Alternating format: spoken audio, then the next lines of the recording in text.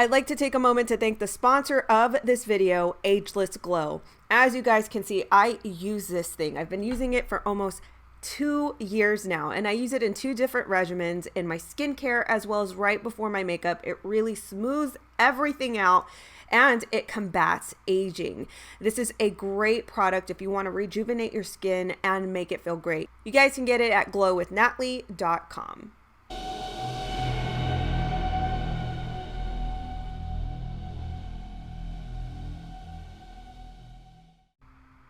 Muchachos y muchachas, what's going on, guys? And welcome back to our continued series on Chris Cornell, in which we're really taking a deep dive into concretely available, publicly sourced information that detail his events surrounding his, passing.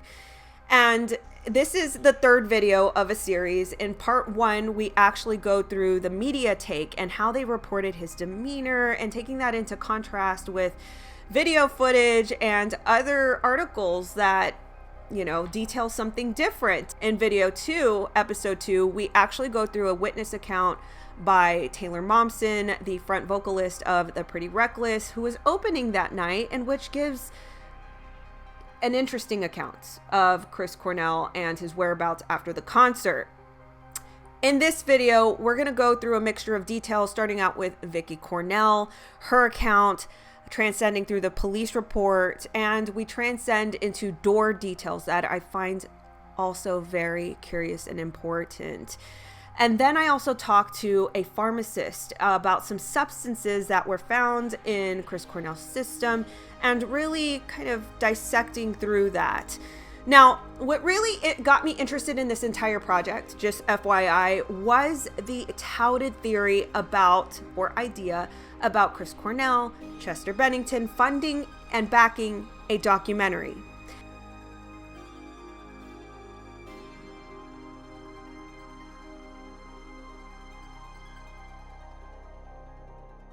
Just boiling it down, I feel like that theory kind of distracted us away from these details. So I would encourage you guys to also go check that out, and I'll link all of those videos in my description below. With that being said, I hope you guys enjoy this episode, Substances, and continue down the series.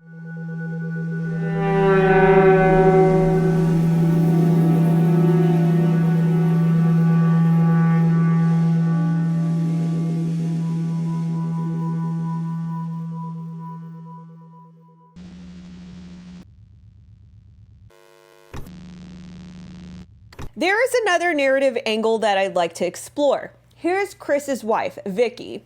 This is her recount of that phone call with his bodyguard, Martin Kirsten. First thing he said to me when he called me that night was the ringing in my ears. I couldn't stop the ringing. He was slurring his speech a lot. So at that point you were thinking, you've got to get him help. Yes. And I'm like, Chris, please tell me what you took. If you tell me, I forgive you, and I'm gonna come be with you tomorrow. I called the security guard and I said to him, you need to go to his room. The door will be bolted, and don't wait, just break it. So wait, she told Martin Kirsten that the door would be bolted?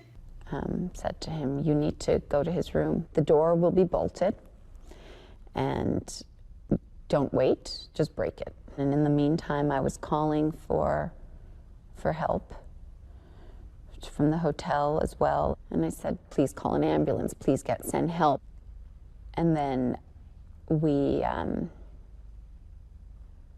was it. Again, I'd like to know the transparency to any hotel correspondents recording these details, such as calls from any parties that night. In the police report, Martin told Vicky that the hotel would not let him in, that the door was locked with the latch. And in reply, she told him to break it open. Do you follow?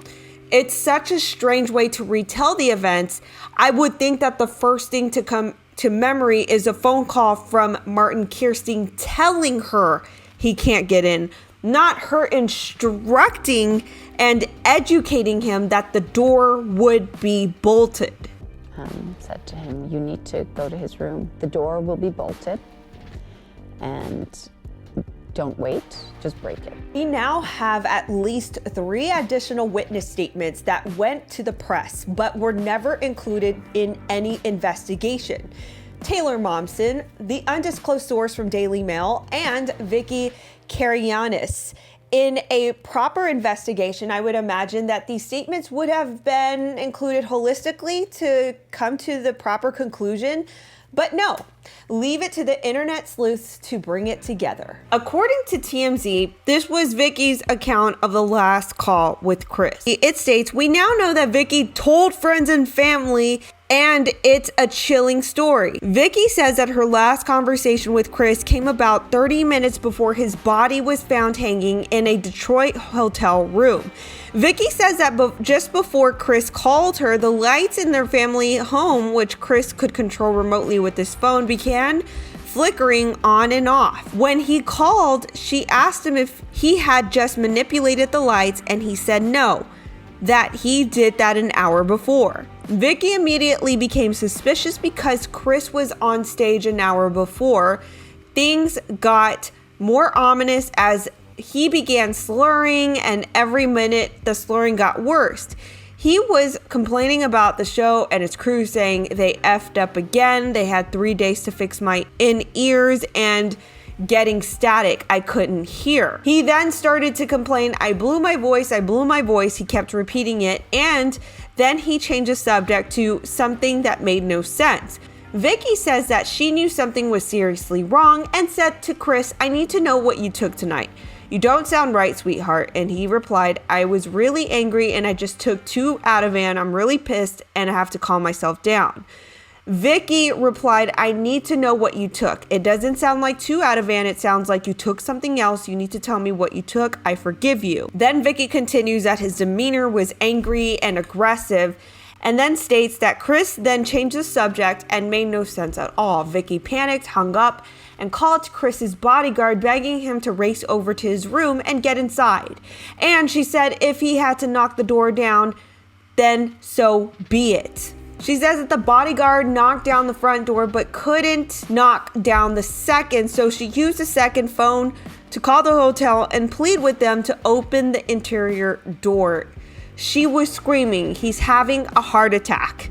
Vicki was still on the phone with the bodyguard when he was able to knock down the second door and saw Chris's body hanging from the exercise band.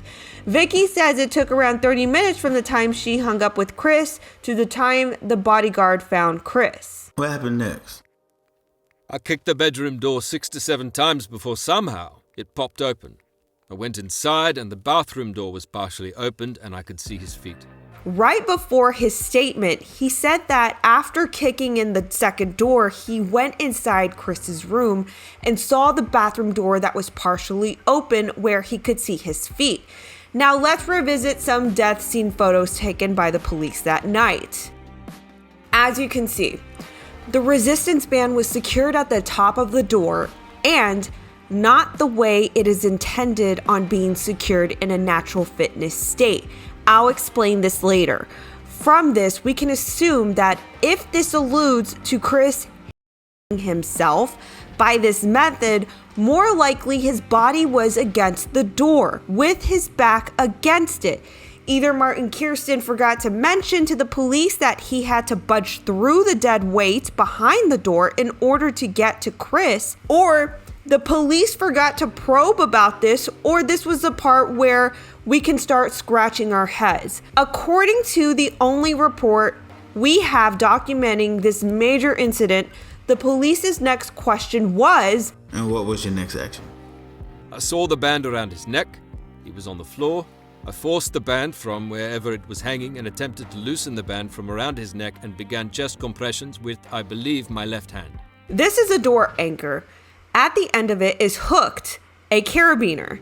According to the crime scene investigation, on the end of the resistance band is fashioned with a loop utilizing a hooking latch at the base of the handle. The brand of this particular door anchor is called Bionic Body.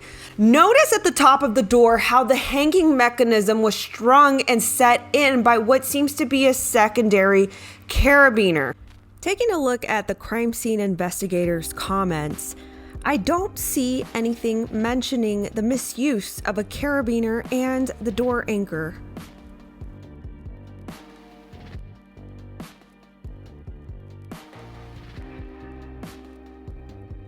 Nowhere in the observations does it even mention the door anchor. In both of these photos, you can observe that the door anchor is hanging offside the door. Not only is the door anchor incorrectly positioned, but also it is incorrectly threaded. The door clamp being used as a hoist for the latter part of the band is particularly inconvenient for someone like Chris, who would have seemed to know how to use one of these contraptions. Bionic Body has these how-to diagrams instructing how to properly fit their anchors into a door.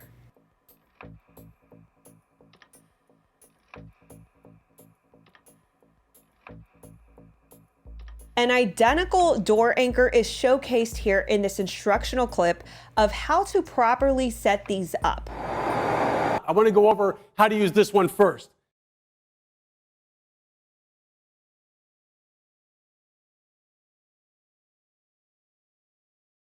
And here's how it works.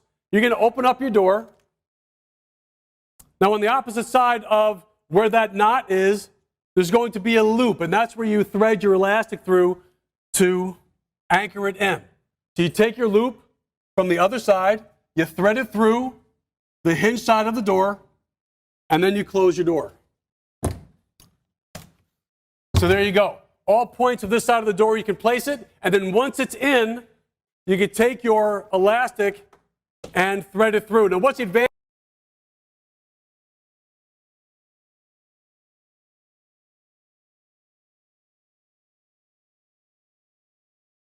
What's the advantage of one of these door anchor attachments? It's going to be a game changer for you, because you're going to be able to do the side of the door. Actually, let's put it on the top. Close my door. With this type of an anchor, you always want to be on the side of the door where the door closes towards you, so that as you're pulling the door closed. So here it is. I would thread my elastic through and then do my exercises.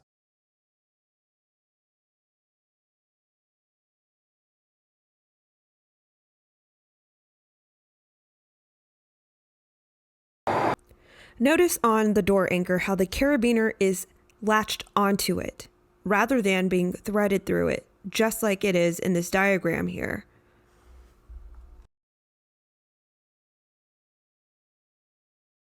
I wanted to reiterate the improper usage of this door anchor and this exercise band. If this band was indeed Chris Cornell's, you would think he would have the familiarity of usage. Here are some additional assessments in relativity to the exercise band possibly having some interaction with the door, of which, surprisingly, did not make the crime scene investigation report. Number 1, the paint is stripped in a downward direction on the outside of the bathroom door.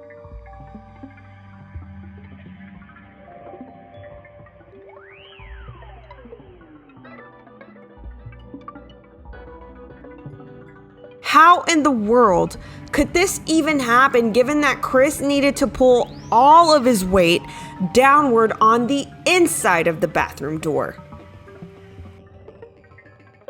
And number 2, given so much paint that is rubbed off and showcased on the exercise band, one would have to question where the door indicates the paint loss. Here's my opinion. Simply go where it indicates paint loss. Obviously, you can observe for yourself there is no paint rub-off indications on the bathroom door side, but the back of the door there clearly is. Critically thinking on this, I believe, given everything I've covered in respect to all components relating to the door and exercise band, in my personal opinion, it would make more sense that Chris was indeed hung and strung by the neck, but given the height-slack ratio, it couldn't have been by himself. It would be more logical and probable to me that someone on the other side of the door would have strung him up by a makeshift pulling system. Another item to consider is the height and slack ratio between Chris and the resistance band. The average door height is usually about 80 inches max. That converts to approximately 6'7". Chris, being a tall man standing at 6'3", would have to manufacture a vast amount of impact, trauma, and tension all at once in order to commit at his stature. To believe that a man his height and size could create this self-impact all hanging on a singular carabiner jammed into a door seems like a conspiracy theory all in itself. Per the investigative report, the police report, the decedent was found partially suspended by a resistance exercise band in his hotel room by the security guard on May 18th, 2017. Now let us compare with the said police report narratives. The incident investigation report details. Upon entry, he found the decedent on the floor with a red resistance band around his neck and the opposite end of the band across the top of the entry door. He released the band from the top of the door and loosened the end around the decedent's neck. Another officer, Officer 𝘍𝘪, was also on the scene and recorded this response. Pro kicked in bedroom door and found victim lying on the bathroom floor with blood running from his mouth and a red exercise band around victim's neck. And as a reminder, this is Martin Kirsten's statement. I kicked the bedroom door 6 to 7 times before somehow it popped open. I went inside and the bathroom door was partially opened and I could see his feet. How did the medical examiner arrive to the conclusion that Chris was found partially suspended? Look back to this crime scene photo. Notice how it is alleged that Chris Cornell hung himself by the method of stringing the carabiner through the resistance band gestured here.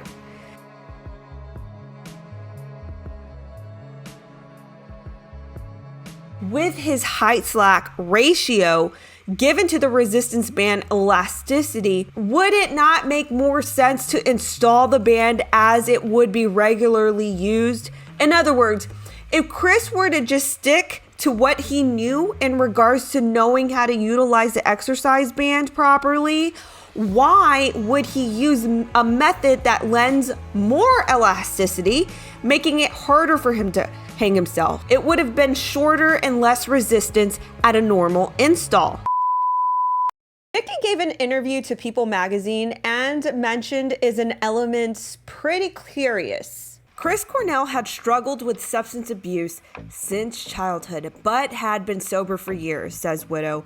But at the time of the singer's death, prescription drugs were found in his system, including the anti-anxiety medication Ativan. She says for reasons that have never been explained to her, the medical examiner considered his death to be within hours before the toxicology results or full autopsy results. Before the conclusion of the investigation into the circumstances of his death, and before considering the possibility that drugs in his system individually or collectively altered his mental state. The coroner could only comment on the immediate cause of death, not what precipitated it. Because this part isn't within my purview, nor do I have any experience within the pharmaceutical industry, I decided to conduct an interview with a professional pharmacist. Dr. Samara gives some insight to how a pharmacist would view and prescribe this to a living person. Hey Samara, thank you so much for joining me and answering all of my questions in regards to Chris Cornell. There's some questions that I have in regards to the toxicology report, and I know that you're not a toxicologist, but there are some medications and some things that were found in Cornell's system, and I just had some curiosities. So in one of the official reports, Martin, which is the bodyguard, it says that he allegedly gave Chris 2 sleeping pills in which is alluded to be Ativan. The first concern is that the prescription bottle was nowhere to be photographed the night of the crime scene. But another thing is, in the official police report, they wrote Atilan. Is that a medication at all? Atilan? I think maybe it was a typo or like a... Yeah, was it handwritten? Yeah, it was it was typed up in the official police report that it was Ativan, but maybe they, made a mistake. Yeah, I mean, Ativan is an extremely popular benzodiazepine. Honestly, it's one of the weaker ones. It can be used for sleeping meds if like Ambien doesn't work for somebody. Right. But yeah, it was most likely Ativan because that's the most common, which is generic name lorazepam. Got it. Okay, cool beans. So you sort of answered partial what is Ativan is. For somebody who had been taking Ativan, is 2 Ativan like a huge, is it like I know it's tailored to each person, as just a generic knowledge per whatever doctor would prescribe per person and how their body reacts to it. But is 2 Ativan, is that like out of the regular or is that pretty typical? What would you say about that? I mean, somebody that's been taking 2 Ativan, or even if somebody hasn't really even been taking 2 Ativan, it depends on the strength, of course. Maybe this is 1 milligram, I don't know. But 2 Ativan is not enough to, make somebody go haywire or crazy. There has to be, some combination in there or coming down from something, or there's a lot of other outside factors. But 2 Ativan to me, like, no, that's pretty safe in general. Right. So it's puzzling because, the official reports between, of course, most of the reports were stemming from Martin Kirsten's narrative, in which he said that, he got back to the hotel room, he gave him 2 sleeping pills, which we're going to just allude to. It's just allegedly that would be the Ativan. So if he had a prescription for Ativan, just two wouldn't impair him, right? Especially if he had been taking it for a while. Ativan's not enough to kick you on your ass. It's enough it's an anti-anxiety medication, really. So it calms your thoughts, and then you would go to sleep, or you would just, relax. Is it typical that Ativan would have any like side effects at all?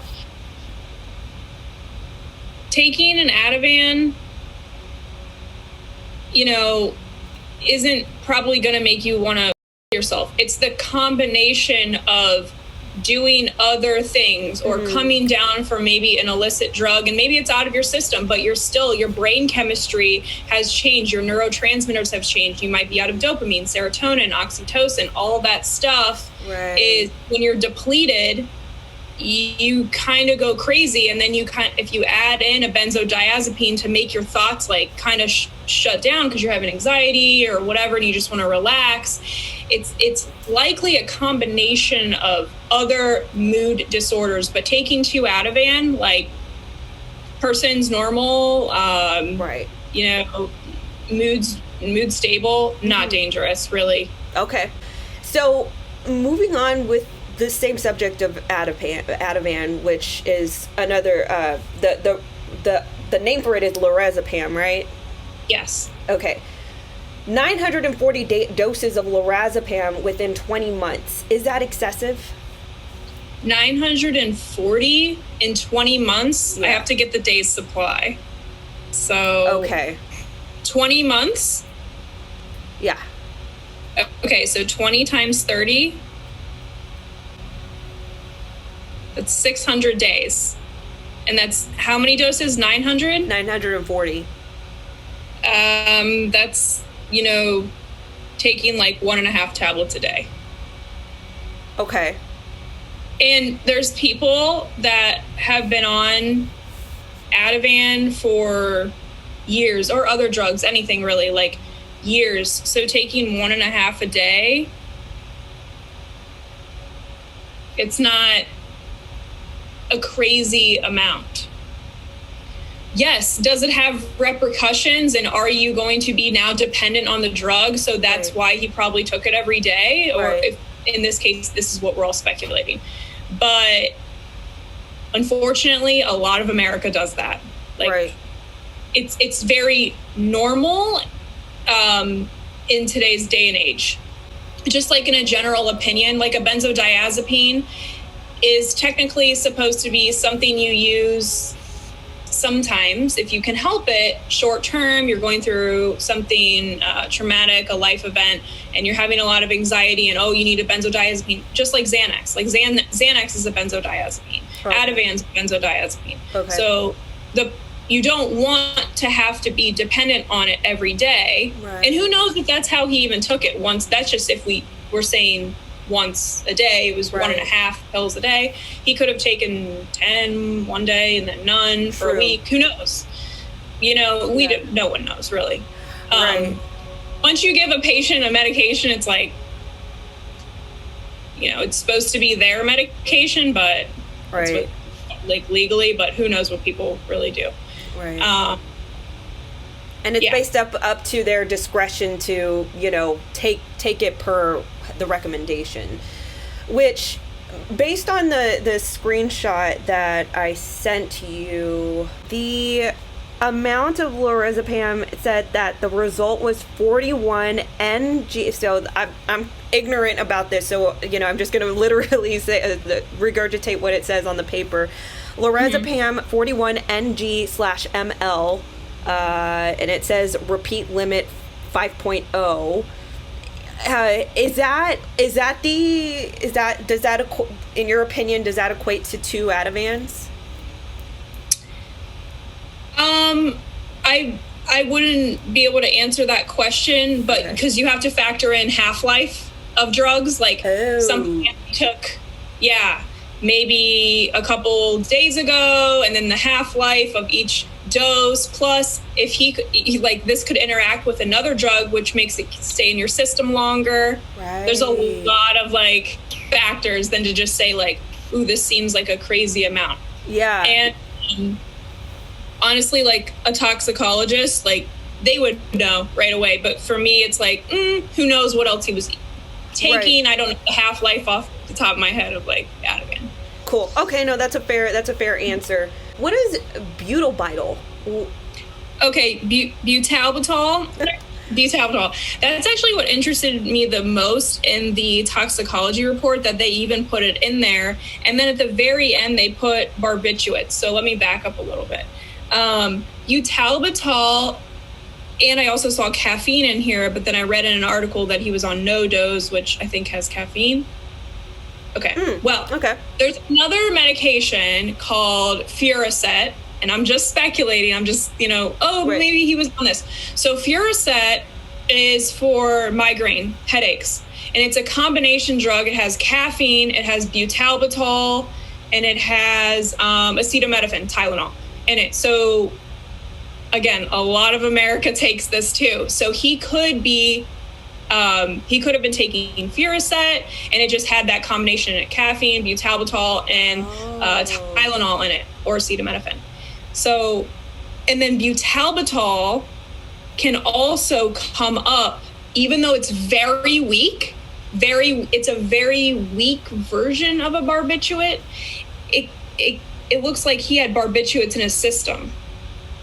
Like at the very bottom, it says presumped positive, even though in the urine or whatever. Mm-hmm. But that could be related to the 𝘍𝘓𝚪. Yeah. Now, the naloxone I'm very interested in, because that is an opioid antagonist, which means maybe that when they saw him sight unseen, they injected him with Narcan. Yeah, this gets complicated. So people that overdose on heroin or on opioids,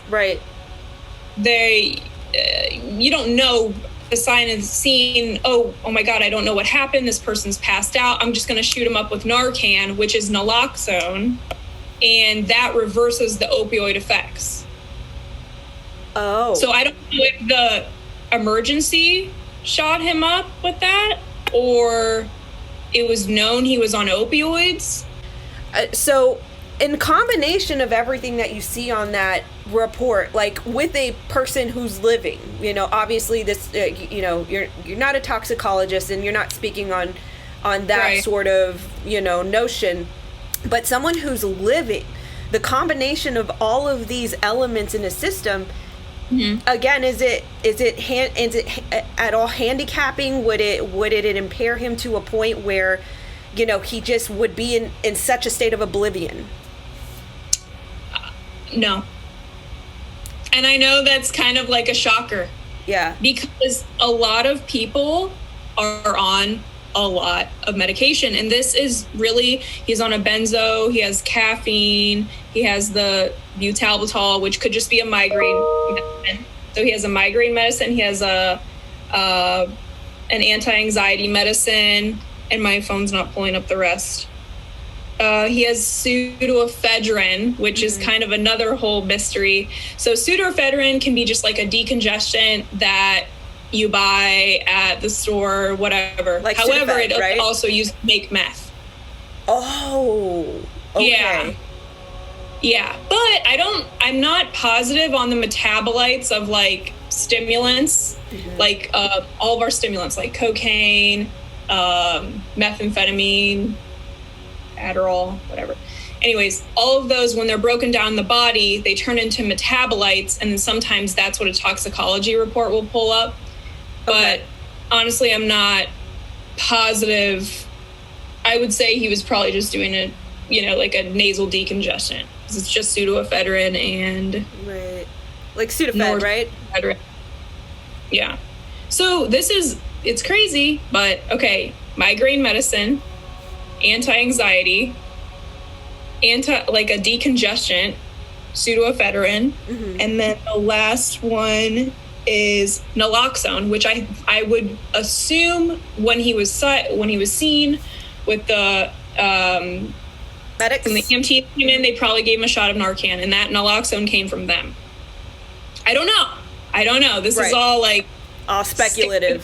This is just like pharmacists looking at this. Would I know? Oh, looks like this might be the story. Right. But again, those combination of drugs with maybe, I don't know, wasn't he sober for a long time? He was up until 2009, and then in 2017, allegedly there was an email out to one of his buddies that he had a relapse or something like that. But that's that's an allegation. What was his drug of choice? His what? What was his drug of choice? I don't know that. I don't as of right now, I don't know what he relapsed on. So that's still something that I'll have to research if it's out there. Because that kind of puts you in a direction. What if he was still doing something with the combination of these drugs? It might lead to bad thoughts. Bad thoughts lead to suicidal thoughts. Right. Do you have any other observations or commentary additional? The only thing that he had, wasn't it that he just got done doing a concert in Detroit? Yeah. The only thing I can say is somebody not on any medications at all can still help themselves. They do it all the time. Right. People on medications, our equilibrium of our neurotransmitters in our brain is so delicate. Maybe you're on these medications, which to me, like, this is very mild. But if it was combined with any other drug use, cocaine or, I don't know, ecstasy, meth, heroin, opioids, which all of those drugs are out of your system very fast. So it might not come on the toxicology report. If you're coming down from any illicit drugs, you get depressed. Like, it's not like some people can handle it and some people can't. It's like, no, you go through a bad period of like depression, and somebody that already battles with it. That's why a lot of medications, like they have warnings that say, if you have struggled with anything psychological in the past, you may be at a higher risk to have suicidal thoughts. A lot of medications have that.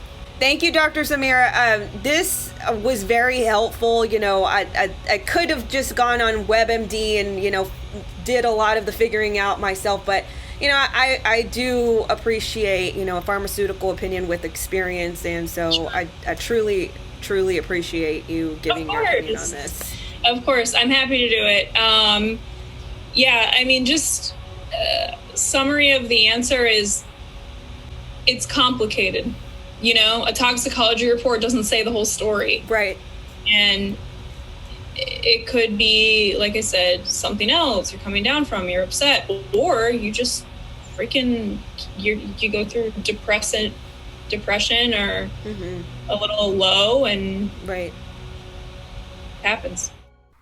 So you guys should be picking up what I'm putting down here, right? All of these details just keep on impending every single video we progress through the series. And in this one, I know there was a mix of detail here, but as you'll see in video 4, how it kind of adds up and it does compound to more curious details we should have been questioning this entire time. I think one of the most hard-hitting aspects of this particular segment for me, if I were to take away anything, is Dr. Samira's pharmaceutical experience and her perspective within that, especially her mention with naloxone. When I first did the interview with Dr. Samira, I didn't put it together until further in video 4. You guys will see what she was talking about with naloxone, a pre-protocol for EMTs, suspecting any sort of opioid ODs. And it seemed to be that the media was trying to make this into something else. And you guys will see that as we progress. So anyway, guys, let me know, what was something that you found interesting in this video? What was something that is something new to you that you found out through these details? Let me know your thoughts in the comments section below. As always, I so appreciate all of your support. Thank you so much. If it weren't for you, these details wouldn't get out. So please, I am asking that you guys please share this video, share the other 2 videos, and also, the very first video, clearing the airwaves, in which really kind of dispels the conspiracy so that way it gets us more aligned with concreteness and details. So take the link, drop it in your Telegram chats, in your Facebook groups, wherever you disperse your information. Get this organically shared so more people will know the details, right? The details, so we can get down to the truth. I appreciate and I love you all so much. I'll catch you guys in episode 4. Bye-bye.